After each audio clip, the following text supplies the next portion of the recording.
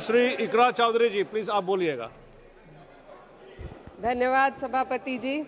मैं सबसे पहले दाद देना चाहती हूँ इस बिल के टाइमिंग की कि अभी ईद की रौनक बुझी भी नहीं थी और हमारी जड़ों पर एक नया फरमान लाया गया। पहले उत्तर प्रदेश में मुसलमानों को नमाज पढ़ने पर रोक लगाई और फिर सौगात में ये बिल लाया गया। निसार में तेरी गलियों पे है वतन, जहाँ चली है रिवाजो गैर कि कोई ना सर उठाकर चल सके।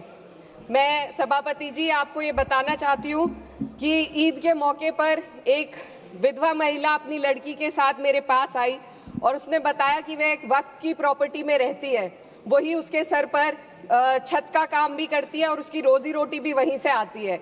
वो इस बिल को लेकर इतनी फिक्रमंद थी कि कहीं उससे वो उसकी संपत्ति ना छीन ली जाए। वो अकेली एक ऐसी महिला नहीं है, ऐसे लाखों लोग हैं जो वक्फ की गरीब महिलाएं जो वक्फ की संपत्ति से अपना रोजगार चला रहे हैं। और ये जो वक्फ बाय यूजर क्लॉज के हटाने से लाखों वक्फ की जायदाद अपना स्टेटस खो देंगी और लाखों लोग इसी तरीके के लोग सड़कों पर आ जाएंगे। वक्फ क्या है? वक्फ बाय यूजर क्या है? इसका ये मतलब है कि कोई जायदाद अगर सालों से दीन और भलाई के कामों के लिए इस्तेमाल हो रही हो तो वो खुद ब खुद वक्फ मानी जाएगी। हिंदुस्तान की अदालतों ने भी इस बात को तस्लीम किया है। वक्फ बाय यूजर सिर्फ वक्फ बोर्ड को ही मिली कोई खास सौगात नहीं है, ये बल्कि सभी अन्य धार्मिक ट्रस्टों को परंपरा और यूज के आधार पर बिना किसी डॉक्यूमेंटेशन के धार्मिक चरित्र को डिक्लेयर करने का राइट मिला हुआ है। भारत के संविधान के आर्टिकल 13 क्लॉज 3 में कस्टम और यूसेज को कानूनी वैधानिकता प्रदान करता है। इसी आर्टिकल से वक्फ बाय यूजर भी निकला गया है। इस बिल के कानून बनने पर वक्फ बोर्ड तो इस प्रोविजन से हाथ धो बैठेगा, लेकिन अन्य धार्मिक ट्रस्टों को यह सुविधा जारी रहेगी। इससे भारतीय संविधान के आर्टिकल 14 और 15 का सीधा उल्लंघन है, जो धर्म और जाति के आधार पर भेदभाव और कानून के सामने सभी की बराबरी पर जोर देता है।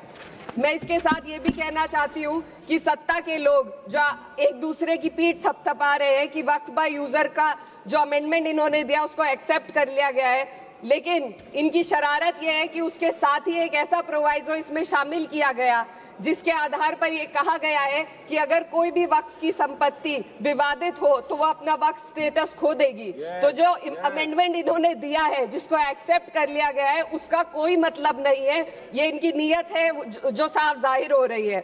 सोने पर सुहागा एक काम और किया है, सरकार ने वक्फ की कानून के सेक्शन 107 को हटाकर लिमिटेशन एक्ट में 12 साल तक ही किसी के खिलाफ अदालत में जाने का प्रोविजन है। सेक्शन 107 में बोर्ड को लिमिटेशन एक्ट से राहत मिली हुई थी। वक्फ बोर्ड कभी भी अवैध कब्जाधारियों के खिलाफ अदालत जा सकता था। अगर ये सेक्शन ना हो तो अवैध कब्जा करने वाले लोग कानूनी प्रक्रिया का फायदा उठाकर वक्फ की प्रॉपर्टी को हड़प सकते हैं। अन्य धार्मिक ट्रस्टों पर भी ये लिमिटेशन एक्ट लागू नहीं होती, तो फिर वक्फ बोर्ड के साथ ये सौतेला रवैया क्यों किया जा रहा है? धर्म को देखकर दोहरी नीति क्यों अपनाई जा रही है? सेक्शन 107 और वक्फ बाय यूजर को अगर एक साथ पढ़ा जाए तो इससे लाखों वक्फ की प्रॉपर्टी पर कब्जा किया जाएगा। इसलिए ये बिल मुसलमान की भलाई का नहीं बल्कि उनके वजूद और विरासत को मिटाने का बिल है। हिंदुस्तान में बहुत सारे धार्मिक ट्रस्ट हैं जिसमें उस खास मजहब के लोग शामिल होते हैं और उसका इंतजाम करते हैं, और ये बात समझ में आने वाली भी है क्योंकि जो व्यक्ति अपने मजहब के रीति रिवाज को जितना अच्छे से समझ सकता है किसी अन्य मजहब का व्यक्ति नहीं समझ सकता। आर्टिकल 26 क्लॉज 2 के तहत धार्मिक संप्रदायों को अपने मजहबी इदारों के एडमिनिस्ट्रेशन का हक देता है, लेकिन वक्फ बोर्ड के बारे में इसको उल्टा किया जा रहा है। Sir 2 minute sir please 2 minutes.